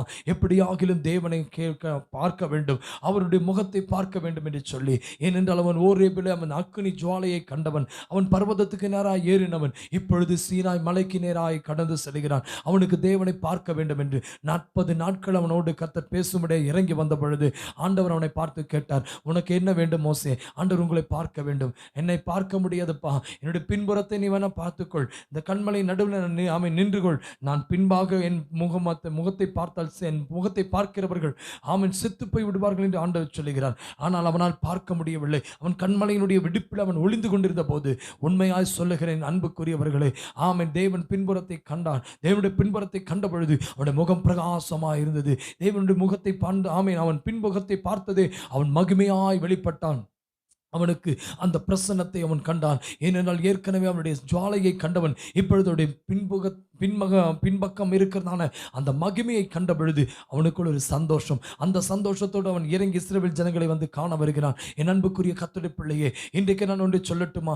இன்றைக்கு இந்த சத்தியத்தை கேட்டுக்கொண்டிருக்க நீங்கள், நம்முடைய ஆண்டவராக இயேசு கிறிஸ்து உங்களுக்கு அவர் தன்னை காண்பிக்கிறவராக இருக்கிறார். இன்றைக்கு எத்தனையோ பேர் சுவிசேஷத்தை அறிவிக்கிறார்கள், ஆனால் இயேசுவை காண்பிக்க வேண்டியதை விட்டுவிட்டு, இயேசுனுடைய காயங்களை காண்பிக்கிறதை விட்டுவிட்டு அவர்கள் ஆலயங்களை காட்டிக் கொண்டிருக்கிறாங்க, ஆலயங்களை காட்டிக் கொண்டிருக்கிறாங்க, அலங்காரங்களை காட்டிக் கொண்டிருக்கிறார்கள். ஆமென், லைட் வெளிச்சத்தை காட்டிக் கொண்டிருக்கிறாங்க, எங்களுடைய சர்ச்சினுடைய டெக்கரேஷனை பாருங்கன்னு சொல்றாங்க. ஆனா இயேசு ஆமென் தம்மண்டை வந்தவர்களுக்கு இயேசு தன்னை காண்பித்தது. ஆமென், உயிர்த்தெழுந்த இயேசு தோமாவை கண்ட பொழுது தோமாவிடத்திலே தன்னுடைய விரல்களை காண்பிக்கிறார், காயப்பட்ட கையை காண்பிக்கிறார், காயப்பட்ட விழா எலும்பை காண்பிக்கிறார். ஆமென், தோமாவே இதை பார், என்னுடைய கரங்களை பார் என்று சொல்லுகிறார். என் அன்புக்குரிய கர்த்தருடைய பிள்ளையே, ஆமை விசுவாசிக்கிறவன் எவன் அவன் கெட்டு போவதில்லை, விசுவாசிக்கன் பதறுவதில்லை. அந்த கைகளை காண்பித்த பொழுது அந்த கைகள் ஆணிகளால் கடாவப்பட்ட கைகளாய் இருக்கிறது. இப்படியாய் காண்பித்த பொழுது இந்த கை துவாரத்தின் வழியாய் இயேசுவினுடைய முகம் அந்த தோமாவுக்கு தெரிந்து விட்டது. ஐயோ, திடுக்கிட்டு விட்டான். இந்த துவாரத்தின் வழியாய் இயேசுவினுடைய முகத்தை கண்டவுடன் அவன் திடுக்கிட்டான். உடனே தன்னுடைய விழாவை காண்பிக்கிறார். பாரப்பா, இந்த குத்தப்பட்ட இடத்தை பார் என்று காண்பிக்கிறார். என் அன்புக்குரிய கர்த்தருடைய பிள்ளையே, இந்த கைகளால் அவர் ரட்சித்தாரே. இன்றைக்கு நான் ஒன்று சொல்லட்டுமா? எப்படியாய் ஆமென் ஸ்தோத்திரம், மோசே எப்படியாய் அந்த பர்வதத்துக்கு நேராய் ஏறி சென்ற பொழுது, எப்படியாய் அவன் சீனாய் மலையை கண்டடைந்தானோ, சீனாய் மலைக்கு நேராய் அவன் கடந்து சென்ற பொழுது தேவன் இந்த நாளிலே உங்களுக்கும் எனக்கும் ஒரு கல்வாரி சிலுவையை கர்த்தர், இன்றைக்கு கல்வாரி மலையை, அந்த கல்வாரி மலையை நமக்கு என்று கர்த்தர் வைத்திருந்தார். அந்த சிலுவையில் நமக்காய் அவர் ரத்தம் சிந்தினார். அந்த கைகள் ஆமென் ஆணிகளால் கடாவப்பட்ட கைகள், ஆணிகளால் கடாவப்பட்ட கைகளை அந்த ஆமென் ஸ்தோத்திரம் தோமாவுக்கு காண்பித்த பொழுது அவன் பிரமித்தடைந்தான். ஐயோ, இந்த விரல்களை பார்த்து அவன் கைகளை பார்த்த உடனே அவன் மனம் உடைந்து விட்டான். ஆமென், அன்புக்குரியவர்களே, எப்படியா இயேசு அந்த விழாவை காண்பித்தாரோ, ஆமென், தேவன் மனுஷன் தனிமையாக இருப்பது நல்லதல்ல என்று கண்டு ஆதாமுடைய அந்த விழாவிலிருந்து தான் ஏவாளை சிருஷ்டித்தார். அந்த விழாவிலிருந்து ஏவாளை சிருஷ்டித்தார். ஆதாமுக்குள்ளே ஏவாள் இருந்ததை போல இன்றைக்கு நானும் நீங்களும் அந்த இயேசுவுக்குள்ளே இருக்கும்படியாக, ஆமென், இயேசுவுக்குள்ளே நம்மை பெற்றெடுக்கும்படியாக அந்த விழாவை காண்பித்தனுடைய நோக்கம் என்னவென்று தெரியுமா? ஆதாமிலிருந்து அந்த எலும்பு உருவப்பட்ட போது ஒரு ஏவாளாய் மாறினான். இன்றைக்கு நான் சொல்லுகிறேன், ஆதாமுக்கு ஒரு ஏற்ற துணையை தந்ததை போல இன்றைக்கு ஆண்டவரோடு வாழ்வதற்கு, ஒரு பரிசுத்த வாழ்க்கை வாழ்வதற்கு, அவரோடு இணைவதற்கு, அவருடைய விழாவிலிருந்து நம்மை எடுத்த அந்த ஆதாமை ஏவாளை பிரித்ததை போல இன்றைக்கு அந்த எலும்பு மூலமாய், அந்த விழாவின் எலும்பின் மூலமாய், அவருடைய இரத்தத்தின் மூலமாய் இன்றைக்கு நானும் நீங்களும் ஜனிப்பிக்கப்பட்டு இருக்கிறோம். என் அன்புக்குரிய கர்த்தருடைய பிள்ளையே, இந்த சிலுவை அண்டையில் நம்ம கடந்து வருவோம். அந்த ஆமென், அந்த ரட்சிப்பு எங்கிருந்து வந்ததாம்? அவர் ரட்சிப்பு இயேசுனுடைய நாமத்திலிருந்து வந்தது. என் அன்புக்குரியவர்களே, மோசே ஆமென் யாருக்கு நேராய் கடந்து செல்கிறான்? அந்த பர்வதத்துக்கு நேராக ஏறி போகிறான். அன்புக்குரியவர்களே, கர்த்தருடைய பர்வதத்தில் ஏறினான். அவருடைய பரிசுத்த ஸ்தலத்தில் யார் நிலைத்திருப்பான்? ஒருவன் கர்த்தருடைய பரிசுத்த ஸ்தலத்தில் நிலைத்திருக்க வேண்டும் என்றால் பாருங்க, பின்னும் அவர் நான் ஆபிரகாமின் தேவனும் ஈசாக்கின் தேவனும், ஆபிரகாமின் தேவன் ஈசாக்கின் தேவன் என்று வெளிப்படுத்தினவர். யாக்கோபின் தேவனுமாகிய உன் பிதாக்களுடைய தேவனாய் இருக்கிறேன் என்றார். மோசே தேவனை நோக்க பயந்ததினாலே தன் முகத்தை மூடிக்கொண்டான். அப்பொழுது என்ன நடந்தது? கர்த்தர் எகிப்தில் இருக்கிற தன் ஜனத்தின் உபத்திரவத்தை என்ன செய்கிறான்? நான் பார்க்க மாட்டேன். பார்க்கவே பார்த்து ஆளோட்டிகள் நிமித்தம் அவர்கள் இடுகிற கூக்குரலை நான் கேட்டேன். அவர்கள் படுகிற சத்தத்தை வேதனையை நான் அறிந்திருக்கேன் என்று சொல்லி ஆண்டவனோடு பேச ஆரம்பித்தார். அவனோ கிட்ட நெருங்கி பார்க்க போகும்போது அந்த பாதரட்சைகளை கலற்றி போடு, நீ நிற்கிற பூமி பரிசுத்த பூமி என்று சொன்னார். என் அன்புக்குரிய கர்த்தருடைய பிள்ளையே, தேவனை பார்க்க வேண்டும் என்று ஆசையாய் ஓடின அந்த மோசேயை இது இன்னும் ஆச்சரியமாய் இருக்கிறது. அந்த குரலை பார்ப்பதற்கு அவன் பார்க்க அருகாமையிலே சென்ற பொழுது ஆண்டவர் சொன்னார், நீ நிற்கிற பூமி பரிசுத்த பூமி என்றார். இன்றைக்கு அருமையான தேவ பிள்ளையே, ஆகினால் தான் நம்முடைய வேதத்திலே நாம் பார்க்கும் பொழுது அந்த சங்கீதக்காரனாகிய தாவீது சங்கீதம் 15ஆம் அதிகாரம் 2ஆம் வசனத்தை பார்க்கும் பொழுது, உத்தமனாய் நடந்து யார் அந்த பரிசுத்த பர்வதத்தில் கடந்து செல்ல முடியும்? கைகளில் சுத்தம் உள்ளவன், இருதயத்தில் மாசு இல்லாதவன். நீங்க கர்த்தருடைய பர்வதத்துக்கு வர வேண்டுமா? உங்க இருதயம் சுத்தமா இருக்க வேண்டும். இருதயத்தில் சுத்தம் உள்ளவர்கள் பாக்கியவான்கள், அவர்கள் தேவனை தரிசிப்பார் என்று வேதத்தில் வாசிக்கிறோம். அருமையான தேவ பிள்ளையை, நாம் இருதயத்தில் சுத்தம் உள்ளவர்களாக இருப்போமா? நம்முடைய இருதயம் கர்த்தருக்கு நேராக சுத்தமாக இருக்கிறதா? நம்முடைய இருதயம் மாசு இல்லாததா இருக்கிறதா? நம்முடைய கைகள் சுத்தமாக இருக்கிறதா? இருதயம் மாசு இல்லாததா இருக்கிறதா? சங்கீதக்காரனாகிய தாவீது 15ஆம் அதிகாரம் 2ஆம் வசனத்தை பார்க்கும் பொழுது, உத்தமமாய் நடந்து பாருங்க, யாரு உத்தமமாய் நடக்கிறார்களோ அந்த உத்தமமாய் நடந்து நீதியை நடப்பித்து மனதார சத்தியத்தை பேசுகிறவன் தானே. என் அன்புக்குரிய கர்த்தருடைய பிள்ளையே, 1ஆம் வசனத்தை பார்க்கும் பொழுது, கர்த்தாவே யார் உம்முடைய கூடாரத்தில் தங்குவான்? யார் உம்முடைய பரிசுத்த பர்வதத்தில் வாசம் பண்ணுவான் என்று கேட்ட பொழுது, அந்த கூடாரத்தில் தங்க வேண்டும் என்றால் கைகளால் கட்டப்படாத ஒரு கூடாரம் உண்டு. அது ஒரு பரிசுத்த கூடாரம், அது பரம ராஜ்யம், அது ஒரு பரலோகம். அந்த பரலோகத்துக்கு செல்ல வேண்டும் என்றால் ஒருவன் பரிசுத்த பர்வதத்தில் அவன் வாசம் பண்ண வேண்டும் என்றால், அந்த பரிசுத்த பர்வதத்தில் நிலைத்திருக்க வேண்டும் என்றால், அந்த பரிசுத்த பர்வதத்தில் சந்தோஷத்துடன் வாழ வேண்டும் என்றால், அவன் இருதயத்திலே சுத்தமுள்ளவனாய் இருக்க வேண்டும், கைகளிலே மாசில்லாதவனாய் இருக்க வேண்டும், உத்தமனாய் நடக்க வேண்டும். ஒரு மனுஷனுடைய வாழ்க்கை உத்தமத்தில் அவன் உறுதியாய் இருக்க வேண்டும். தேவனிடத்தில் செய்கிற உத்தமமான ஒரு வாழ்க்கை வாழ வேண்டும். நீதியை அவன் நடப்பிக்க வேண்டும். மனதார சத்தியத்தை பேச வேண்டும். நீங்க எப்பவுமே மனதார சத்தியத்தை தான் பேசிட்டு இருக்கீங்களா? உங்க வாயில பொய்யே வருவது இல்லையா? நீங்க சொல்லுங்க. நம்முடைய இருதயத்தில் அநேக நேரங்களில் தேவனுக்கு விருப்பமில்லாத அநேக காரியங்களை நம்ம யோசிச்சு விடுகிறோம். நம்முடைய வாழ்க்கையில அநேக நேரங்களில் பொய் பேச ஆரம்பித்து விடுகிறோம். இன்னைக்கு சொல்லுங்க, என் கைகள் சுத்தமா இருக்க வேண்டும் ஆண்டவரே, என் இருதயம் மாசு இல்லாததா இருக்க வேண்டும், நான் சுத்தமத்தில் நடக்க வேண்டும், மனதார சத்தியத்தை பேச வேண்டும். இன்றைக்கு சொல்லுங்க, மனதார சத்தியத்தை பேசுகிறவன் தானே, அவருடைய நீதியை நடப்பிக்கிறவன் தானே எங்க போக முடியுமா? அவருடைய கூடாரத்தில் தங்க முடியும், அவருடைய பர்வதத்தில் வாசம் பண்ண முடியும். இன்றைக்கு சொல்லுங்க, ஆண்டவரே அந்த பரிசுத்த பர்வதம் ஸ்தோத்திரம், அந்த பரிசுத்த பர்வதமாகிய ஓரேபுக்கு நேராய் அவன் கடந்து சென்ற பொழுது, கர்த்தர் முச்செடி நடுவே தோன்றினது போல அந்த சீனாய் மலை முழுவதும் மலைக்காடாய் இருந்தது, காடாய் இருந்தது. ஒரு அக்கினி புகை காடாய் மாறினது. செங்கல் சூளையிலே எந்த அளவுக்கு நெருப்பு எரிகிறதோ அந்த அளவுக்கு அது பயங்கரமான ஒரு நெருப்பு. ஆண்டவர் இறங்கி வந்து அந்த சீனாய் மலை அதிர்ந்ததாம். என் அன்புக்குரிய கர்த்தருடைய பிள்ளையே, அந்த பரிசுத்த பர்வதத்திலே ஒரே ஒருவனாய் நின்றான். அந்த சீனாய் மலையில் ஒரே ஒருவனாய் நின்றான். அவன் தான் மோசே. என் அன்புக்குரிய கர்த்தருடைய பிள்ளையே, அவன் விசுவாசத்தில் அவன் பெரியவனாய் இருந்தான். அவன் அநித்தியமான பாவங்களை வெறுத்தான். சந்தோஷங்கள், பாவத்தினால் உண்டாகிற சந்தோஷத்தை வெறுத்தான். இன்றைக்கு யாரோடு கர்த்தர் பேசுவார் என்றால், எந்த மனுஷன் உலகத்தின் அநித்தியமான பாவங்களை, சந்தோஷங்கள், பாவத்தினால் வருகிற சந்தோஷம், உலகம் தருகிற பணம், லஞ்ச பணம் கையில் வாங்காதீங்க. உலகத்தில் வருகிற வருமானம், அந்நிய வருமானம் உங்களுக்கு வேண்டாம். தவறான வழியில் வருகிற வருமானம் வேண்டாம். தவறான முறையில் வருகிறதான சம்பாத்தியங்கள் உங்களுக்கு வேண்டாம். அல்லேலூயா.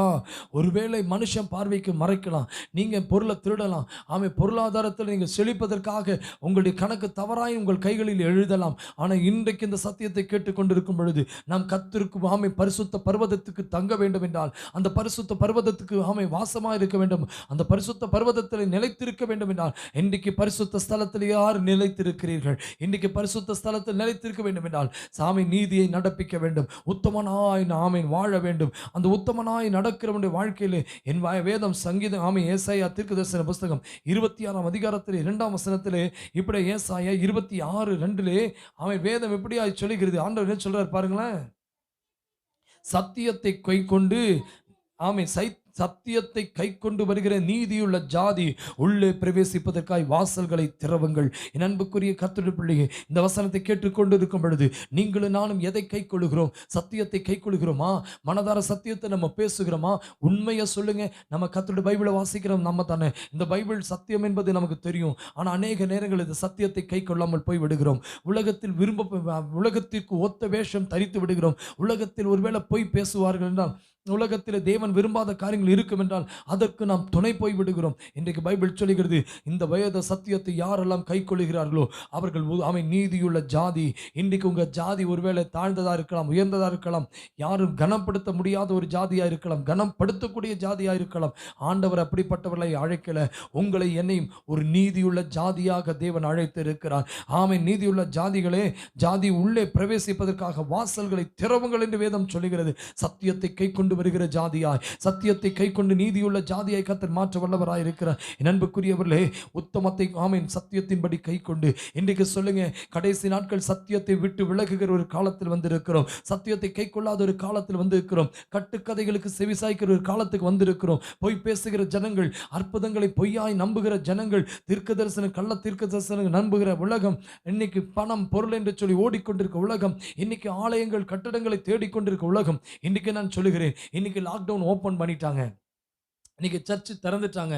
ஆமென். அருமையான தேவ பிள்ளையே, ஆலயம் திறக்கப்பட்டாயிற்று என்று சந்தோஷத்தில் இருக்க வேண்டாம். என்னுடைய இருதயமாகிய ஆமென், தேவனுடைய ஆலயம் திறக்கப்பட்டு இருக்கிறதா? கட்டிடம் திறந்தாயிற்றுங்க, என் இருதயம் திறக்கப்பட வேண்டும். அதைத்தான் தேவன் விரும்புகிறார். உங்கள் ஆலயம் திறக்கப்பட வேண்டும். இன்றைக்கு இந்த சத்தியத்தை கேட்டுக்கொண்டு அருமையான தேவ பிள்ளையே, உத்தமனாய் நடக்கிறவனுடைய வாழ்க்கையிலே கர்த்தர் என்ன செய்வாராம்? ஆமென். சத்தியத்தை கைக்கொள்ளுகிற ஜாதி, நீதியை நடப்பிக்கிற ஜாதி, நீதியை கைக்கொள்ளுகிற ஜாதி என்று சொல்லி ஆண்டவர் சொல்லும்போது சத்தியத்தை கை கொண்டு வருகிற நீதியுள்ள ஜாதி என்று வேதம் சொல்லுகிறது. ஆகையினால் தான் மத்தேயு எழுதின சுவிசேஷத்தின் புத்தகம் 25ஆம் அதிகாரத்தில் 21ஆம் வசனத்தை பார்க்கும் பொழுது, அவனுடைய எஜமானவனை நோக்கி, நல்லது உத்தமமும் உண்மையுள்ள ஊழியக்காரனே. எப்படி சொல்றார் ஆண்டவரே? உத்தமமும் உண்மையுள்ள ஊழியக்காரனே. ஆமென். ஹல்லேலூயா. அந்த தாளந்து வாங்கினவன் 5 வாங்கினவன் 5 சம்பாதித்தான். ஆமென். 2 வாங்கினவன் 2 சம்பாதித்தான். அருமையான தேவப்பிள்ளை, 1 வாங்கினவன் புதைத்து விட்டான். தாளந்து எதை காண்பிக்கிறது? வரத்தை காண்பிக்கிறது. தாளந்து எதை காண்பிக்கிறது? கிருபைகளை காண்பிக்கிறது. தாளந்து எதை காண்பிக்கிறது? ரட்சிப்பை காண்பிக்கிறது. தாளந்து எதை காண்பிக்கிறது? தேவன் கொடுத்த திறமை. தேவன் அவனவனுக்கு ஆமென், அவனவனுக்கு அவனுடைய திறமைக்கு தக்க உன்னிடத்தில் 5 தாளந்தை கொடுத்தாராம். அவனவனுடைய திறமைக்கு தக்கதான ஆமென் 2 தாளந்தை கொடுத்தாராம். உங்கள் திறமை என்ன என்பதை ஆண்டவருக்கு தெரியும். உங்களுக்கு திறனை கொடுத்தவர் அவர்தான். உங்க கெப்பாசிட்டி என்னன்னு ஆண்டவருக்கு தெரியும். உங்களுடைய டேலண்ட் என்ன என்பதை தெரியும். இன்னைக்கு ஆண்டவர் கொடுத்த கிருபைகளை, ஆண்டவர் கொடுத்த வரங்களை நீங்கள் என்ன ஆத்துமாக்களை ஆதாயம் செய்து வைத்திருக்கிறீர்கள். உங்கள் உத்தமத்தில் உண்மை உத்தமா இருக்கிற ஜாதி, ஆமென், சத்தியத்தை கைக்கொள்ளுகிற ஜாதி, இன்றைக்கு நீதியை ஆமென் நீதியை ஆமென் பேசுகிற ஜாதியாய், நீதியாய் ஆமென் நடக்கிற ஜாதியாய் இன்றைக்கு நீதி ஆமென் உங்களுடைய வாழ்க்கையில் காணப்படுகிறதா? என் அன்புக்குரியவர்களே, நீங்கள் கொஞ்சத்தில் உண்மையுள்ளவர்களாக இருந்தால் அநேகத்திற்கு ஆண்டவர் அதிகாரியாய் மாற்று என்று கர்த்தர் சொல்லுகிறார். இந்த சத்தியத்தை கேட்டுக்கொண்டு கருமையான தெய்வ பிள்ளையே, நீதியுள்ள ஜாதி என்று சொல்லி, சத்தியத்தை கைக்கொள்ளுகிற ஜாதி என்று சொல்லி ஆண்டவர் நம்மோடு பேசுகிறார். இன்றைக்கு நீங்களும் நானும் எப்படிப்பட்டவர்களாய் வாழ்கிறோம்? இன்னைக்கு ஆமீன் அந்த தாளந்தை கேட்டவர், ஆமீன் தாளந்தை கொடுத்தவர் கணக்கு கேட்க வல்லவராக இருக்கிறார். இன்றைக்கு ஒருவேளை இந்த தாளந்தை கொடுத்து ஆமீன் கணக்கு கேட்கவில்லை என்றால் யோசித்து பாருங்க. நீங்க இபி யூஸ் பண்றீங்க, அந்த இபி யூஸ் பண்ணிட்டு அதுக்கு கரண்ட் பில் கட்டாமல் இருந்தால் எப்படி இருக்கும்? நீங்க தண்ணி யூஸ் பண்றீங்க, ஆமீன் ஒருவேளை இபி பில்லை நீங்க கட்டாமல் இருந்தீங்கன்னா அந்த டிசி அப்படின்னா டிசி பண்ணிடுவாங்க. அப்படின்னு என்ன அர்த்தம்? டிஸ்கனெக்ட் பண்ணிடுவாங்க. அந்த ஆமீன் ஃபீஸ் கட்டை கழட்டிட்டு போயிடுவாங்க. தண்ணி பில்லை நீங்க கட்டலையா, தண்ணி உங்களுக்கு ஆமீன் ஆமீன் கட் பண்ணி விட்டுட்டு போயிடுவாங்க. வரி செலுத்தலையா, வீட்டுக்கு வரி செலுத்தலையா, உங்களுடைய வீட்டை ஜப்தி பண்ணிடுவாங்க. எதுக்கு? தேவன் விரும்பாத ஆமே. அதே போலதான் தேவன் கொடுக்கிற ஆசீர்வாதங்களுக்கு நீங்கள் கணக்கு கொடுக்க வேண்டும். தேவன் கொடுத்த கிருபைகளுக்கு நீங்கள் கணக்கு கொடுக்க வேண்டும். தேவன் கொடுத்த தாளந்துகள் என்ன? இந்த தாளந்தை கொண்டு நீங்க என்ன கொடுத்தீங்க? ஆண்டவருடைய பணத்தை கேட்கல, ஆண்டவருடைய பொருளை கேட்கல. ஆண்டவர் கேட்கிறது என்ன? ஒன்னே ஒண்ணு, உனக்கு ஒரு ஆத்துமாவை கொடுத்தனா, உனக்கு ஒரு ஆத்துமாவை கொடுத்தனா, ஒரு கிருபையை கொடுத்தா, ஒரு வரங்களை கொடுத்தார், ஒரு தாளந்தை கொடுத்தார். அதன் மூலமாய் 2 தாளந்தை உருவாக்கு, 5 கொடுத்து 5 உருவாக்கு. என் அன்புக்குரியவர்களே, இந்த செய்தியை கேட்டுக்கொண்டிருக்க நாம் அந்த மணவாளனாகிய இயேசு வரும் பொழுது நம்ம எதை கொண்டு செல்ல போகிறோம்? நம்முடைய யார் அந்த பரிசுத்த பர்வதத்தில் தங்க முடியும்? யார் அந்த பரிசுத்த பர்வதத்தில் நிலைத்திருக்க முடியும்? மனதார சத்தியத்தை நம்ம பேசிக்கொண்டு இருக்கிறோமா? மனதார ஆண்டோடைய வசனத்தை நம்ம சொல்றோமா? என் அன்புக்குரியவர்களே, நீங்கள் வாழ்கிற வாழ்க்கை உத்தமமாய் இருக்கிறதா? உங்கள் வாழ்க்கை உத்தமத்தில் வாழ்கிறீர்களா?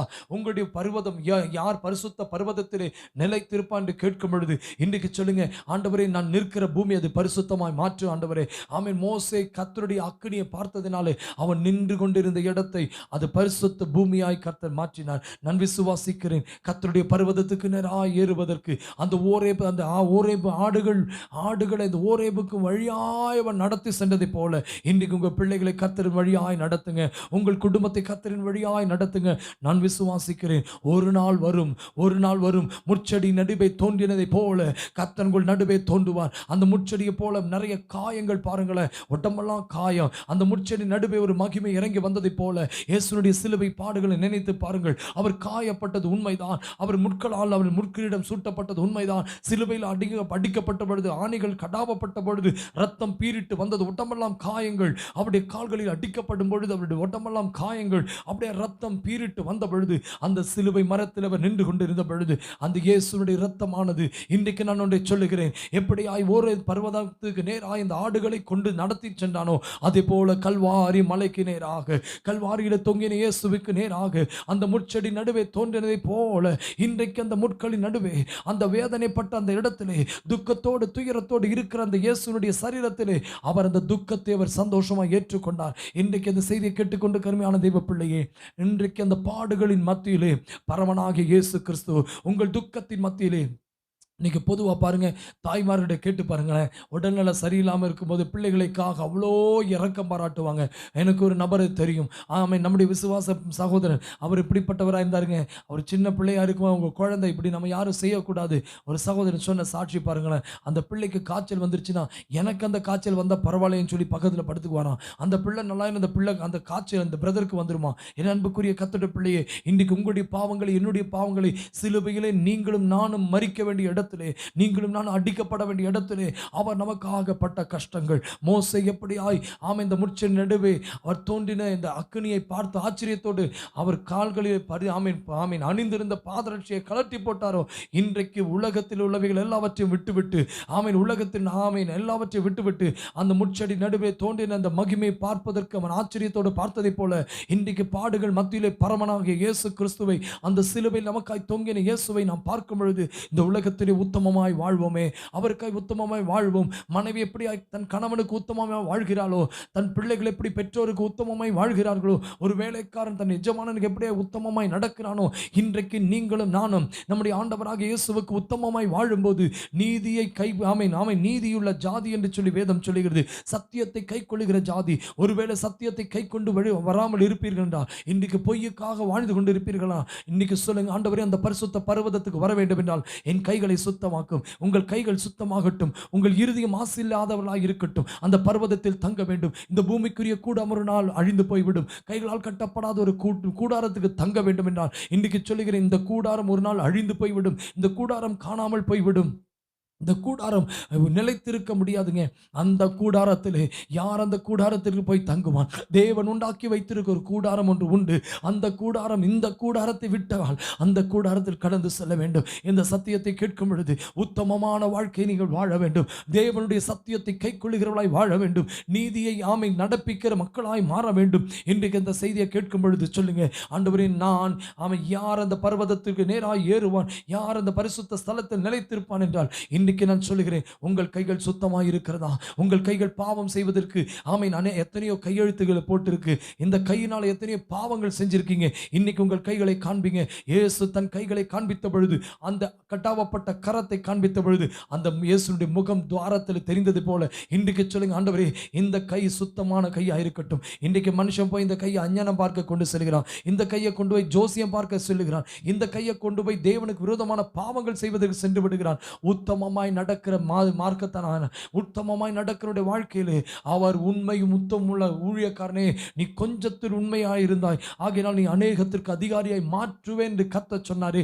இன்றைக்கு நீங்கள் அதிகாரியாய் மாற முடியும். உங்க வாழ்க்கையினுடைய தரத்தை மாற்றி விடுவார். உங்களுடைய உத்தமம் கர்த்தருக்கு பிரியமாயிருக்கட்டும், உங்கள் உண்மை கர்த்தருக்கு பிரியமாயிருக்கட்டும் அன்புக்குரியவர்களே. ஹல்லேலூயா.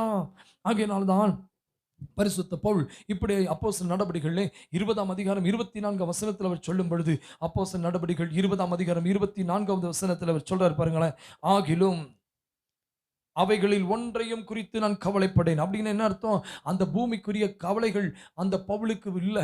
ஏனென்றால் அவர் எதை குறித்தும் கவலைப்படலை. நீங்களும் நானும் இன்னைக்கு உத்தமமாய் நடக்க முடியாமல் இன்றைக்கு பொய் பேசுவதற்குரிய காரணம் என்ன தெரியுங்களா? இன்றைக்கு பொய் வாயில வருவதற்கு காரணம் என்ன? சத்தியம் இல்லாத காரணம் என்ன? சத்தியம் இல்லாததனுடைய காரணம் ஆமென் பொய் பேசுவதற்கு காரணம். இன்றைக்கு சொல்லுங்க, நம்ம பொய் வருவதற்கான காரணம் என்னங்க? மற்றவர்களை ஏமாற்ற காரணம் என்ன? பணத்துக்காக பொய் பேசுறோம். இன்னைக்கு சொத்து சுகத்துக்காக பொய் பேசுறோம். தவறான கேசு, தவறான நட்புகள், இது வருவதற்குரிய காரணம் என்ன? உத்தமமாய் நடக்காதனுடைய காரணம் என்ன? இந்த உலகத்தை குறித்த கவலை, உலகத்தை குறித்த பாரம், உலகத்தை குறித்ததான துக்கம். இன்றைக்கு நான் சொல்லுகிறேன், ஒருவேளை பவுல் சொன்னதை போல நான் ஒன்றை குறித்து நான் கவலைப்பட மாட்டேன். எத்தனை பேர் சொல்ல முடியும்? யார் அந்த பரிசுத்த பர்வதத்தில் ஏறுவான் நினைத்தீங்களா? கவலை இல்லாத மனிதனால் தான் அந்த பரிசுத்த நகரத்துக்கு நேராய், அந்த பரிசுத்த ஓரேபுக்கு நேராய், அந்த பரிசுத்த பர்வதத்துக்கு நேராய் கடந்து செல்ல முடியும். 80 ஆண்டுகள் வாழ்ந்த வாழ்க்கை குறித்து அவன் யோசிக்கவில்லை. முட்செடி நடுவே கர்த்தர் அவனோடு தோன்றும் பொழுது அவன் இருந்த இடத்திலே அவன் ஆச்சரியத்தோடு தன் பாதரட்சைகளை கலற்றி அவரை பார்க்க, அவன் பேச, அந்த குரலை கேட்க ஆயத்தமாகிவிட்டான். இன்றைக்கு இந்த குரலை கேட்கும் பொழுது உங்கள் பாடுகள் நடுவே இந்த குரல் வருகிறது, உங்கள் துக்கங்கள் நடுவே இந்த குரல் வருகிறது, வேதனையின் நடுவில் இந்த குரல் வருகிறது. தாயை குறித்து நீங்க யோசிச்சு பாருங்களேன். ஏதோ ஒரு தாய் தன்னுடைய பிள்ளைகள் குறித்து சொல்லும்போது, ஏதாவது பிரச்சனைன்னு வந்தாவே அந்த பிள்ளையை பார்த்து அம்மா சொல்லும், நான் நொந்து பத்தண்டா, உன்னை கஷ்டப்பட்டு பெற்றெடுத்தேன். எவ்வளோ பணம் இல்லாத நேரத்தில் அந்த 10 மாதத்தில் ஒருவேளை தாய் அந்த பிள்ளைக்காக தூங்காமல் இருந்திருக்கும், தூக்கம் இல்லாமல் கஷ்டப்பட்டு இருந்திருக்கும். படுத்து எழுந்திருக்கும் போது என் பிள்ளைக்காக நான் எழுந்திருக்கிறேன், சாப்பிடும்போது என் பிள்ளைக்காக நான் சாப்பிட்றேன். ஆமாம், இந்த டெலிவரி டைம் வரும் வரைக்கும் அந்த வேதனைகளை சகித்து கொண்டு இருக்கிற நல்ல ஒரு தாய் இன்றைக்கு பிள்ளையை பெற்றுக்கொள்கிறேன் என்று சொல்லி துக்கத்தோடு அல்ல, வேதனை இல்லைன்னா கூட வேதனை வருவதற்கு மாத்திரை மருந்து ஊசியை போட சொல்றாங்க. ஏனென்றால் அந்த வேதனையின் மத்தியிலே அந்த பிள்ளையை பெற்றெடுப்பதற்கு அந்த தாய் ஆயத்தமாய் இருப்பதை போல நம்முடைய ஆண்டவராகிய இயேசு கிறிஸ்துவை நாம் அடைவதற்கு நம்முடைய வாழ்க்கையில் வருகிற நெருக்கங்கள் ஒரு நாள் அது நம்ம வேதனை உண்டாக்க அல்ல, அந்த பரம ராஜ்யத்தின் சந்தோஷத்தை பெற்றுக்கொள்வதற்கு, அந்த ஆமென் ஸ்தோத்திரம், அந்த உயிர் தெழுந்து ஆமென் ஜீவனோடு இன்றைக்கு உயிரோடு இருக்கிற அந்த இயேசுவை பார்ப்பதற்கு தான் உலகத்தில் இருக்கிற அந்த சோதனைகள் எல்லாம். ஆகையினால் தான் பவுல் சொல்கிறான், நான் ஒன்றை குறித்து கவலைப்படுவதில்லை, வீட்டை குறித்து கவலைப்படுவதில்லை, வேலையை குறித்து கவலைப்படுவதில்லை. சொல்லுங்க பார்க்கலாம், கை உயர்த்தி காமிங்க பார்க்கலாம். படிப்பை குறித்து கவலைப்படுவதில்லை, எதிர்காலத்தை குறித்து கவலைப்படுறேன்னு சொல்றவங்க நீங்க சொல்றீங்க, நான் கவலைப்பட்டு இருக்கிறேன்னு சொல்றீங்க. இன்றைக்கு பவுல் சொன்னதை போல நான் ஒன்றை குறித்து கவலைப்படேன், என் பிராணனை நான் அருமையாக எண்ணேன். ஏன் உங்களுடைய வாழ்க்கையில இன்னைக்கு வாழ்வதற்கு எல்லாரும் ஆசைப்படுறாங்க, ஆமென், சொத்து சுகம் சம்பாதிக்கணும்னு ஆசைப்படுறாங்க. எதுக்கு பிராணன் மேல இவ்வளோ அருமை? பிராணனையும் நான் அருமையாக எண்ணேன். இன்னைக்கு சொல்லுங்க, ஆண்டவரே என்னுடைய பிராணன் மீது எனக்கு அன்பு இல்லை ஆண்டவரே. இன்றைக்கு நான் ஜீவனை ஆண்டவரே இழந்தாலும், இந்த ஜீவனை விட்டு பிரிந்து சென்றாலும் என் இயேசுவுக்காக இந்த ஆமை பிராணன் என்று சொல்லி எத்தனை பேர் சொல்வதற்கு ஆயத்தமா இருக்கிறீங்க? பரிசுத்த பவுல் சொல்றாரு, அந்த பரிசுத்த பர்வதத்துக்கு செல்வதற்காக, அந்த பரிசுத்த நகரத்திற்கு செல்வதற்காக, அந்த பரிசுத்த ராஜ்யத்துக்கு செல்வதற்காக அவர் சொல்லுகிறார், நான் ஒன்றை குறித்து கவலைப்பட மாட்டேன். இன்றைக்கு சாப்பாடு இருக்கோ இல்லையோ, நாளைக்கு அது என்ன நடக்க போது தெரியாது, ஆமென், நடந்ததெல்லாம் நன்மைக்கு என்று சொல்லி அந்த நீதியை கை கொண்டு, ஆமென், சத்தியத்தை கை கொண்டு எத்தனையோ அநீதிகள் உன் வாழ்க்கையில் வந்தது, எவ்வளோ அவமானங்கள் வந்தது, எவ்வளோ துயரங்கள் வந்தது, அதை குறித்து அவன் கவலையே படலை. நான் என் பிராணனை நான் அருமையாக எண்ணேன், என் ஓட்டத்தை நான் எப்படி முடிப்பேன்? சந்தோஷத்தோடு முடிக்கவும், தேவனுடைய கிருபையின் சுவிசேஷத்தை பிரசங்கம் பண்ணும்படிக்கு நான் கர்த்தராகிய இயேசுவிடத்தில் பெற்ற ஊழியத்தை நிறைவேற்றவே விரும்புகிறேன். அருமையான சகோதரா, அருமையான சகோதரி, நீங்கள் எதை விரும்புகிறீர்கள்? எதை கட்டி முடிக்க விரும்புகிறீர்கள்? எந்த காரியத்தினுடைய துவக்கம்? ஒரு கட்டடம் கட்டுறதுக்கு முன்னாடி நிறைய போராட்டங்கள் வரும், ஆனால் அந்த கட்டடம் கட்டி முடிக்கும் பொழுது எவ்வளோ ஒரு சந்தோஷம் வரும். அதே போல இந்த பூமியினுடைய ஆரம்பமே எவ்வளோ போராட்டங்கள் வந்திருக்கலாம், நம்முடைய ஊழியத்தினுடைய ஆரம்பத்தில் பல சோதனைகளை சந்திச்சிருக்கலாம். விசுவாச பாதையை துவங்கும் போது பல சோதனைகள் வந்திருக்கலாம். அது முடிவு ரொம்ப இன்பமா இருக்கும். அந்த முடிவு மிக சந்தோஷமா இருக்கும். துவக்கம் மிக வேதனையா இருக்கலாம். ஆனா இயேசு கிறிஸ்துவின் வார்த்தையை அவன் நம்பினது நிமித்தமாய் பவுல் சொல்கிறார், தேவனுடைய கிருபையினால் இந்த சுவிசேஷத்தை பிரசங்கம் பண்ணும்படிக்கு நான் கர்த்தராகிய இயேசு கிறிஸ்துவிடத்தில் பெற்றுக்கொண்ட ஊழியத்தை நிறைவேற்ற விரும்புகிறேன். நீங்களும் நானும் எதை நிறைவேற்ற வேண்டும் தெரியுமா? ஆண்டவரிடத்தில் பெற்றுக்கொண்ட ஊழியத்தை நிறைவேற்ற வேண்டும். அதற்காக அந்த ஊழியத்தை நிறைவேற்ற வேண்டும் என்றால் ஓட்டத்தை சந்தோஷமாய் முடிக்க வேண்டும். அல்லேலூயா. நமக்குள்ள ஓட்டத்தை நல்லா சந்தோஷமா முடிக்காத காரணம் என்ன? பரிசுத்த பவுல் அப்படியா 2 தீமோத்தேயு 4:7 சொல்லும் பொழுது அவர் என்ன சொல்றாரு? நல்ல போராட்டத்தை போராடினேன், ஓட்டத்தை நான் முடித்தேன், விசுவாசத்தை காத்துக்கொண்டேன். எத்தனை பேர் சொல்ல முடியும்? அவனுடைய வாழ்க்கையில் வந்த துக்கமெல்லாம் அவனுக்கு அது நல்லதாகவே தோன்றினதாம். இன்றைக்கு உங்க வாழ்க்கையில் நடப்பது நல்லது. உங்க பேச்சு, உங்க பார்வையில் நிறைய காரியங்கள் நீங்க அவிசுவாசமா பேசுகிறீர்கள். உங்க பிள்ளையினுடைய வாழ்க்கையில் வந்த எல்லாமே கர்த்தர் நன்மையாகவே மாற்றி இருக்கிறார். நல்லதென்று கண்டார். இன்றைக்கு சொல்லுங்க, ஆண்டவரே ஆமென், ஆமென், ஹல்லேலூயா. இன்றைக்கு பவுலை போல நாங்களும் எங்களுடைய பிராணனை நாங்கள் அருமையாய் எண்ணாதபடிக்கு எங்களுடைய ஓட்டத்தை சந்தோஷத்தோடு முடிக்கத்தக்க எங்கள் தேவன் கிருபை தருவீராக. எத்தனை பேர் சொல்ல போறீங்க? இன்றைக்கு சொல்லுங்க, என்னுடைய ஓட்டம் சந்தோஷமாய் முடிக்கணும் ஆண்டவரே. துக்கத்துடனே இந்த ஊழியத்தை செய்யக்கூடாது. துக்கத்துடனே நான் சபைக்கு செல்லக்கூடாது. துக்கத்துடனே இந்த ஊழியத்தில் நான் ஆண்டவரே கண்ணீர் வடிக்காதபடிக்கு ஆமென், விசுவாச பாதையில் வருகிறதான எவ்வளவு நெருக்கடி வந்தாலும் சரி, பணத்தின் மூலமாக, பொருளாதாரத்தின் மூலமாய், மனிதர்கள் மூலமாய், நம்பினவர்கள் மூலமாய், யாரையெல்லாம் நம்ம நம்பினோமோ அவர்களெல்லாம் நமக்கு துரோகம் செய்திருக்கலாம். நாம் யாரையெல்லாம் நம்பி நம்ம தலையில சுமந்து கொண்டிருந்தோமோ அவங்க எல்லாம் காயப்படுத்தி கொண்டிருக்கலாம். இன்றைக்கு சொல்லட்டுமா, அந்த இயேசு நமக்காய் சிலுவையிலே சிந்தின அந்த ரத்தம், ஆமென், பவுல் சொல்லுகிறான், என் பிராணனை நான் அருமையாய் எண்ணவில்லை. ஏனென்றால் இயேசு தன்னுடைய பிராணனை அவர் நேசிக்கவே இல்லை. அவர் தன்னுடைய வாழ்க்கையை வாழ்வதற்காய் வரவில்லை. உங்களுக்காக எனக்காக அந்த ஜீவனை கொடுத்து உங்களையும் என்னையும் ரட்சிப்பதற்காக வல்லவா வந்தார். எப்படியா இந்த தாய் தன்னுடைய வழியிலே சுமந்து கொண்டு அந்த வேதனைகளை சுமந்து கொண்டு அந்த பிள்ளையை பெற்றெடுக்கிறாளோ, அதே போல இன்றைக்கு உங்களையும் என்னையும் பெற்றெடுப்பதற்கு சிலுவையில் அவர் பட்ட பாடுகள் இன்றைக்கு சொல்லட்டுமா? அல்லேலூயா. ஆமென், ஸ்தோத்திரம். அந்த மோரியா மலையில தன் பிள்ளைக்காக ஆமென் பிள்ளையை அவர் சுமந்து கொண்டு செல்லுகிறார். அந்த பிள்ளையினுடைய அன்பை எல்லாம் இருதயத்தில் வைத்துக்கொண்டு கர்த்தருடைய சித்தத்தை செய்வதற்கு செல்லுகிறார். மோசேயை பாருங்கள், அந்த ஒரே பர்வதம் மட்டும் அவர் ஆடுகளை வழிநடத்தி சென்ற பொழுது அந்த அக்கினி ஜுவாலையை கண்டது நிமித்தமாய் கர்த்தருக்காக இஸ்ரவேல் ஜனங்களை 6 லட்சம் புருஷர்கள் எல்லாம் சேர்த்து 20 லட்சத்துக்கு மேற்பட்டவர்களை அவன் நடத்தி செல்லுகிறான். ஆடுகளை பாதுகாத்தது போல என் ஜனங்களையும் அவன் பாதுகாப்பான் என்று சொல்லி மோசேயின் கரத்தில் இஸ்ரவேல் ஜனங்களை கர்த்தர் தந்தார். தாவீதை குறித்து அதே போலதான். தாவீதினுடைய ஆடுகளை ஆமென், தகப்பனுடைய ஆடுகளை தாவீது பாதுகாப்பாய் வைத்ததினாலே அவனும் என் ஜனத்தை பாதுகாப்பாய் ஆமென் அவன் நடத்தி செல்வான் என்று நம்பிக்கை இருந்தது. இன்றைக்கு உங்களுக்கும் எனக்கும் எப்படிப்பட்ட நம்பிக்கை தேவன் மேல? ஆண்டவர் நம்ம மேல எப்படி நம்பிக்கை வைத்திருக்கிறார்? வா, உன்னை உத்தமமும் உண்மையும் உத்தமுள்ள ஊழியக்காரனே, உண்மை முத்தமுள்ள ஊழியக்காரனே, நீ கொஞ்சத்தில் உண்மை ஆயிருந்தா. இன்னைக்கு சொல்லுவோமா, ஆண்டவர் இந்த கொஞ்சத்தில் உண்மை இல்லாததினாலே நான் அதிகாரி இல்லாமல் இருக்கிறேன், இன்றைக்கு நான் வேலைக்காரனாக இருக்கிறேன், இன்றைக்கு நான் ஒரு குற்றவாளியாகவே வாழ்ந்து கொண்டிருக்கிறேன். இன்றைக்கு இந்த செய்தி கேட்டுக்கொண்டு கருமையான கர்த்தருடைய பிள்ளையே, நம் மனம் திரும்புவோமா?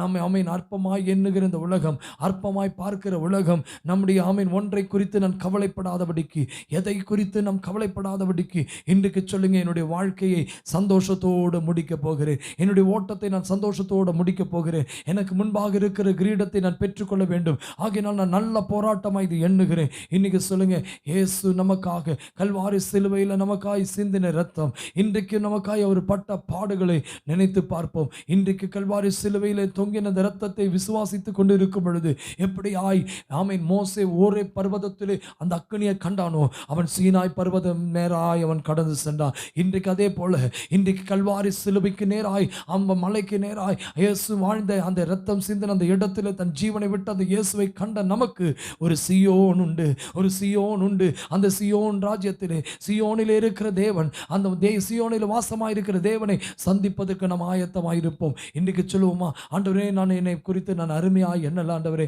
என்னை மனுஷன் என்னை அருமையானவன் என்று சொல்லலைன்னா பரவாயில்ல, என் வீட்டை குறித்து பெருமையாய் சொல்லவில்லை என்றால் பரவாயில்லை, இன்றைக்கு நான் என்னை தானே ஒப்பு கொடுக்கிறேன். எத்தனை பேர் சொல்வதற்கு ஆயத்தமாக இருக்கிறீர்கள்? கண்களை அடைப்போமா? இன்றைக்கு ஹல்லேலூயா, சத்தியத்தை கை கொண்டு வருகிற இந்த ஜாதி நீதியுள்ள ஜாதி, இன்றைக்கு சொல்லுங்க, அநீதிகள் நடந்திருக்கலாம், என் எங்கள் வாழ்க்கையில, தீமைகள் நடந்திருக்கலாம் எங்கள் வாழ்க்கையில. அதற்காக நாங்கள் சோர்ந்து போவதில்லை ஆண்டவரே. அதற்காக நான் சோர்ந்து போவதில்லை. இந்த சத்தியத்தை கைக்கொண்டு அதன்படி நடக்கத்தக்க கர்த்தர் கிருபை பாராட்டுவீராக, கிருபை பாராட்டுவீராக, கிருபை பாராட்டுவீராக, கிருபை பாராட்டுவீராக. அல்லேலூயா. கர்த்தர் கொடுத்த வார்த்தைக்காக, கர்த்தர் கொடுத்த வார்த்தைக்காக இன்னைக்கு நல்ல வாய்களை திறந்து கர்த்தரை துதிக்கலாமே, ஸ்தோத்திரம் பண்ணலாமே, ஸ்தோத்திரம் பண்ணலாமே, ஸ்தோத்திரம் பண்ணலாமே. ஓ ரபா ஷம்துடா பவுடா பலபா ரபா. ஆமென், ஆமென், ஆமென். கர்த்தர் நல்லவர், நல்லவர், நல்லவர். கர்த்தர் கொடுத்த வார்த்தைக்காய் ஸ்தோத்திரம் பண்ணுவோம். ஸ்தோத்திரம், ஸ்தோத்திரம், ஸ்தோத்திரம், ஸ்தோத்திரம், ஸ்தோத்திரம், ஸ்தோத்திரம். இன்றைக்கு அந்த பரிசுத்த பர்வதத்துக்கு நேராய், அந்த சீனாய் மலைக்கு எப்படியாய் கடந்து செல்லும் பொழுது இஸ்ரவேல் ஜனங்கள் யாரும் அந்த மலையை தொடக்கூடாதுன்னு சொன்னதை போல இன்றைக்கு சொல்லுங்க, ஆண்டவரே நீ நிற்கிற இடத்தில் நாங்கள் நிற்க வேண்டும், நீர் பேச வேண்டிய இடத்தில் நாங்கள் பேச வேண்டும், அந்த பரிசுத்த பர்வதத்துக்கு நேராய் நாங்கள் ஏறி வர வேண்டும் என்று எத்தனை பேர் விரும்புகிறீர்கள்? விரும்புகிற மாத்திர கைகளை உயர்த்தி சொல்லுங்க, ஆண்டவரே என்னுடைய ஓட்டத்தை நான் துக்கத்துடனே முடிக்க கூடாது. எனக்கு கொடுத்த வேலையிலே, எனக்கு கொடுக்கப்பட்ட பிள்ளைகளுக்கு, எனக்கு கொடுத்த கணவன், எனக்கு கொடுத்த மனைவியின் மேலே ஒரு சந்தோஷம் காணப்பட வேண்டும். எனக்கு கொடுத்த வேலையின் மேலே ஒரு சந்தோஷம் காணப்பட வேண்டும். எனக்கு கொடுத்த ஊழியத்தின் மேலே ஒரு சந்தோஷம் காணப்பட வேண்டும். துக்கத்துடனே இந்த செய்தியை கேட்டுக்கொண்டிருந்தீங்களா? இன்றைக்கு சொல்லுங்க, அது நல்ல போராட்டத்தை நான் போராடுவேன். ஒருவேளை சரீரத்தில் வியாதி இருக்கலாம், ஒருவேளை சரீரத்தில் துக்கம் வரலாம். இன்றைக்கு அந்த வழிகளை எல்லாவற்றையும் இயேசு சுமந்து கொண்டு இருக்கிறார். அந்த துக்கத்தை அவர் சுமந்து சந்தோஷத்தை தருவாராக. அவங்களுடைய வேதனைகளை மாற்றி இன்றைக்கு இன்பத்தை தருவாராக. இந்த செய்தி கேட்டுக்கொண்டிருக்கும் பொழுதே ஆமென், நீங்கள் பரிசுத்த ஸ்தலத்திலே தங்க வேண்டும், நீங்கள் பரிசுத்த ஸ்தலத்திலே வாசமாய் இருக்க வேண்டும், அந்த பரிசுத்த ஸ்தலத்தில் நிலைத்திருக்க வேண்டும் என்றால் இருதயத்தில் சுத்தமுள்ளவர்கள் பாக்கியவான்கள். இன்றைக்கு இருதயத்தில் சுத்தமுள்ளவர்கள் வாழ்க்கை வாழ ஆமென், இயேசுவின் ரத்தம் நம்மை கழுவட்டும், இயேசுவின் வார்த்தை நம்மை தொடட்டும், இயேசுவினுடைய வசனம் நம்மை புடமிடட்டும். இந்த வார்த்தை தாமே ஒவ்வொரு நாளும் வருகிற நாட்களில் அவருடைய வருகைக்கென்று தயார் பண்ண வேண்டும். மணவாளனாகிய இயேசு வரும் பொழுது நம் கொடுக்கப்பட்ட அந்த எஜமான நம்மிடத்தில் கொடுக்கப்பட்ட அந்த தாளந்துகளை திரும்ப கேட்கும் பொழுது நம் இரட்டத்தனையாய் கொடுக்கத்தக்க ஆத்துமாதாயம் செய்வோம். வெறுமையாய் இருக்கக்கூடாது. ஆமீன், ஆமீன். சுவிசேஷத்தினுடைய வேலையை நிறைவேற்றுவோம். கர்த்தர் நிச்சயமாகவே மோசேயை கொண்டு இஸ்ரவேல் ஜனங்களை ரட்சிப்பதற்கு ஓரேபிலே முட்செடி நடுவே தோன்றினதை போல அந்த கர்த்தருடைய பர்வதத்துக்கு நேராய் ஏறி செல்லுவோமா? அவருடைய பரிசுத்த ஸ்தலத்துக்கு நேராய் நிலைத்திருப்போமா? இன்றைக்கு சொல்லுங்க, ஹல்லேலூயா, ஹல்லேலூயா. அந்த சீயோனுக்கு நேராய் செல்லுவோமா? இயேசு என் ஆசை, சீயோனின் வாஞ்சை, இயேசு என் ஆசை, சீயோனின் வாஞ்சை, இயேசு என் ஆசை, சீயோனின் வாஞ்சை.